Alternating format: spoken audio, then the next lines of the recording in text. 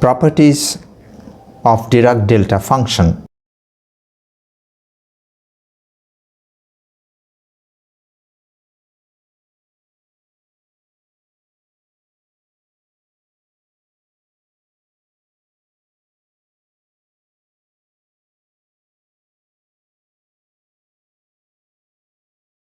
In this video, we shall prove two more properties. Number one, Dirac delta of A into x is equal to Dirac delta of x divided by modulus of A, where A is a constant. And number two, Dirac delta of some function of x, f of x, is equal to summation over I Dirac delta of x minus xi divided by modulus of df dx evaluated at x equal to xi, where f of x is a nonlinear function of x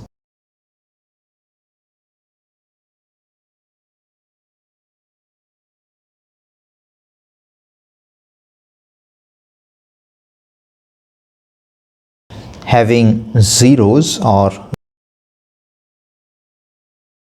roots at x equal to xi, where I runs from 1 to n, that is, fx equal to 0 can have n roots. So let us start with the first one to prove that Dirac delta of Ax is equal to Dirac delta of x divided by modulus of A. Let us consider the integral minus infinity to plus infinity Dirac delta of Ax dx. Let us emphasize that this is the left hand side.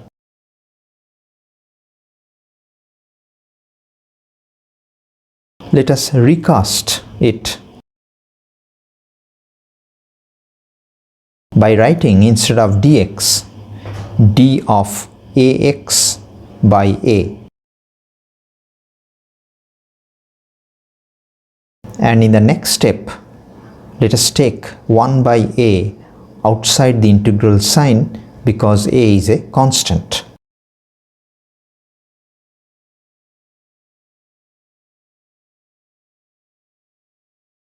We now substitute y for Ax. Let us mention that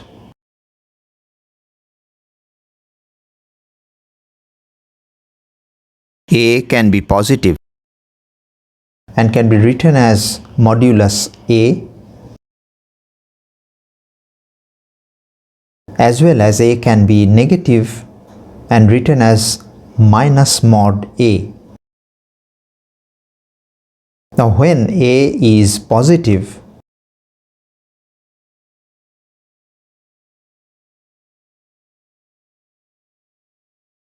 then if x is minus infinity, then y is also minus infinity. And if x is plus infinity, then y is also plus infinity. When A is negative, then if x is minus infinity, then y is plus infinity. And if x is plus infinity, then y is minus infinity.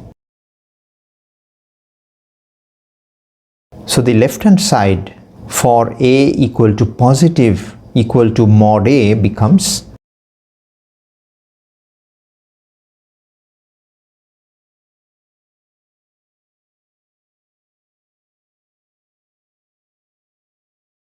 now writing mod A for A, we get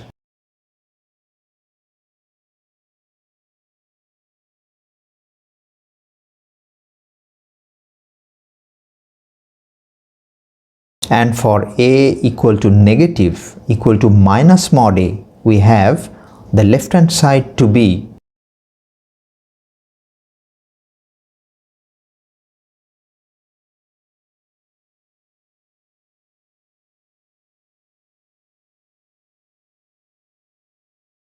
interchanging the limits, a negative sign comes out.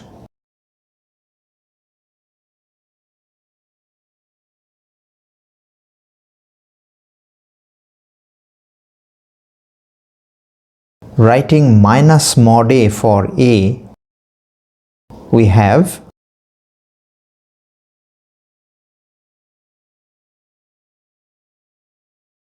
clearly the negative sign cancels out.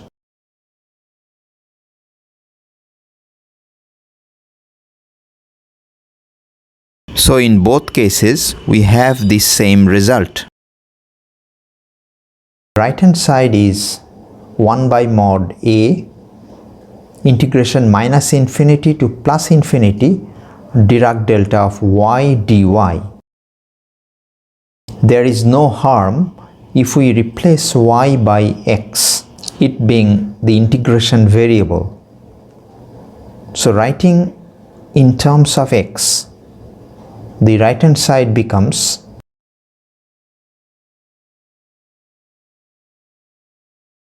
so we have relation minus infinity to plus infinity Dirac delta of ax dx is equal to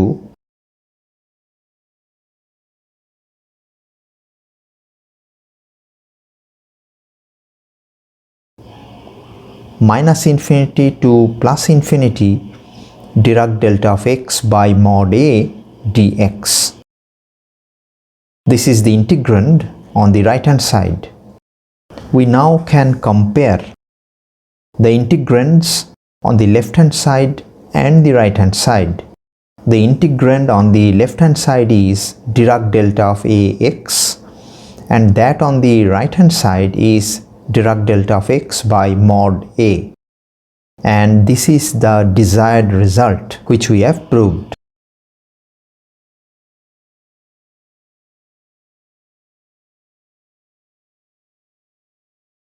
To prove the second relation,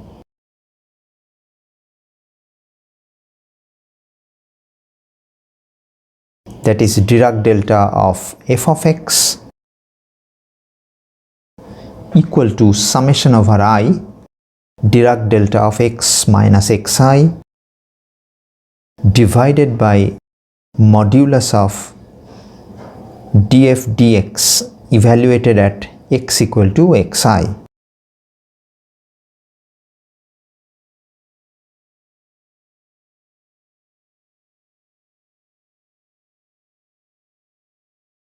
Let us start with the definition of Dirac delta function.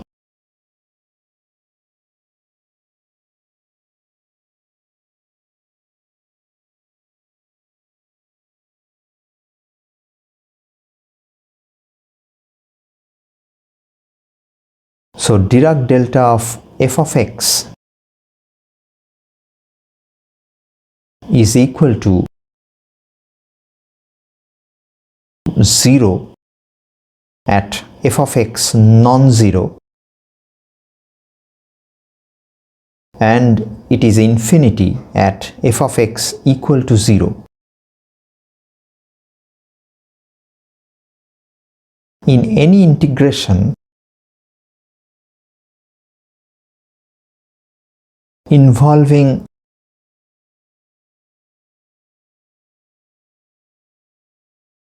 Dirac delta function,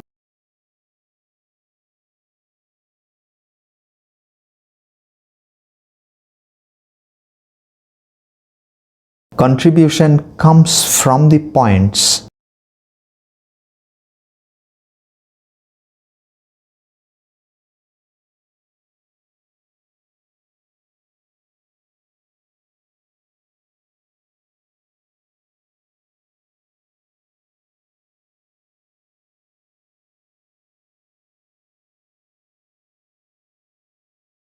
obviously, because here the value of Dirac delta of f of x is non-zero. Clearly, therefore, let us determine the points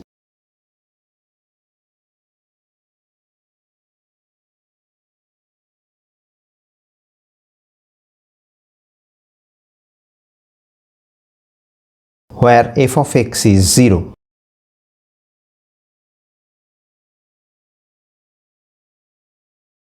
And let the points be x equal to xi. So f of xi is equal to 0. In other words, xi is called the root or 0 of the equation f of x equal to 0. And I runs from 1 to n. That is, there are n roots or n zeros of f of x. Let us give a pictorial representation. This is the x line, and this is, say, x1, this is x2, this is, say, the ith root xi, and this is the nth root xn. What are the values of f of x at these points? The values are 0 at x1, x2, xi and xn, which are the roots, and at other regions, say below x1 or between x1 and x2 and so on, the value of f of x is non-zero.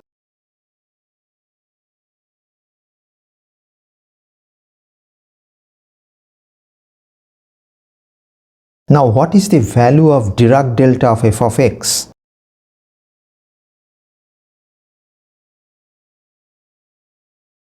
It is infinity at x1, x2, xi, xn, that is at the roots, while at other points or regions, Dirac delta is 0 as per definition of Dirac delta function.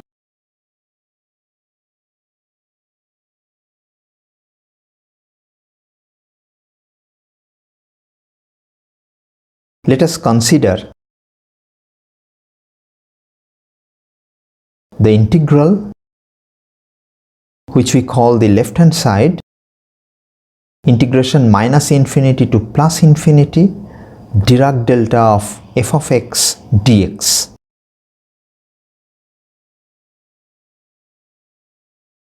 Let us consider the ith root only.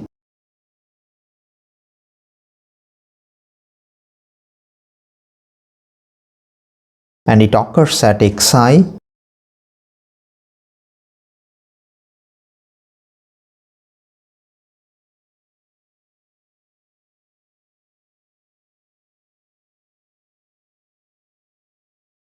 and let this point be xi minus epsilon and this be xi plus epsilon, where epsilon is a positive quantity tending to 0. So the value of left hand side around the ith root, that is around xi, is equal to minus infinity to xi minus epsilon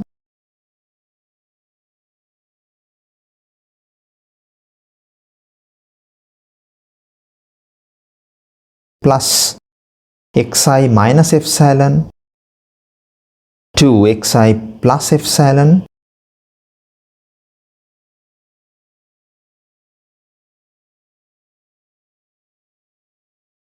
plus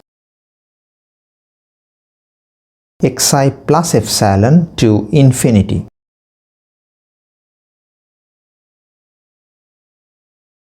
We have considered only the ith root at present. Now the value of Dirac delta at xi is infinity, but at other places it is 0. So the first integral will be 0 and so is the last one. And contribution comes only from the second integral.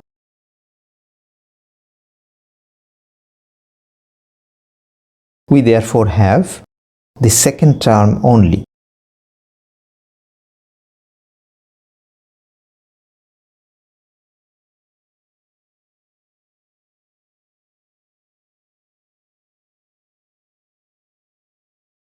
This happens for all the roots. So taking all the roots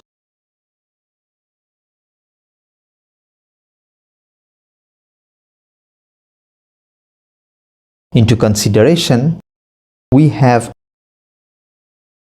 n such terms.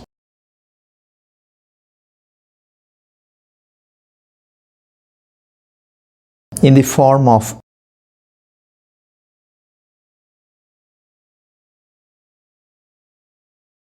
addition, because there are n roots. So the left hand side, that is minus infinity to plus infinity Dirac delta of f of x dx, can be written as summation over I integration xi minus epsilon to xi plus epsilon Dirac delta of f of x dx, where sum is over I, it runs from 1 to n, there being n roots. Near x equal to xi, we can Taylor expand f of x.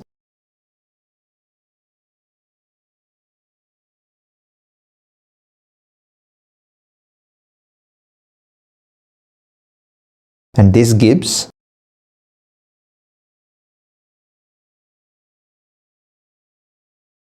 f of x equal to f of xi plus f dashed xi into x minus xi. Truncating here, we get two terms. Now f of xi is 0 because xi is the root of f of x equal to 0, and f dashed xi in fact stands for df dx evaluated at x equal to xi, and let us call it a.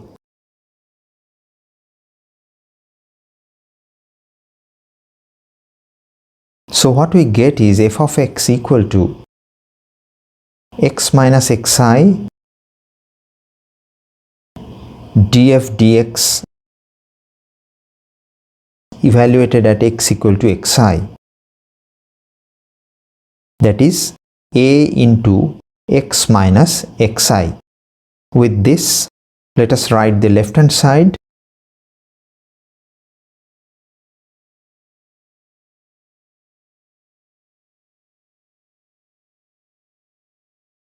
The right hand side becomes summation over I integration xi minus epsilon to xi plus epsilon Dirac delta of a into x minus xi into dx. Let us now interchange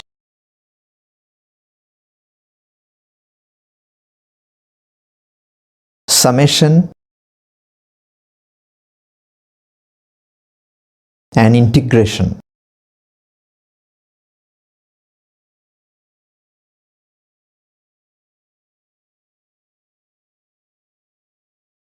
which now extends from minus infinity to plus infinity, because we have to integrate over the entire x-axis on which n roots are there, corresponding to f of x equal to 0. So let us write left hand side equal to minus infinity to plus infinity Dirac delta of f of x dx equal to minus infinity to plus infinity summation over I Dirac delta of a into x minus xi dx. And in the right hand side, let us make use of the relation we proved, that is delta of ax equal to delta of x by mod a, and we get minus infinity to plus infinity summation over I Dirac delta of x minus xi by mod a into dx. So this is the integrand on the right hand side. We are in a position now to compare the integrands on the left hand side and on the right hand side. So comparison gives Dirac delta of f of x equal to summation over I Dirac delta of x minus xi by mod a. Let us put the value of a and we have the final result, which is Dirac delta of f of x equal to summation over I Dirac delta of x minus xi divided by modulus of df dx evaluated at x equal to xi. And this is what we were required to prove.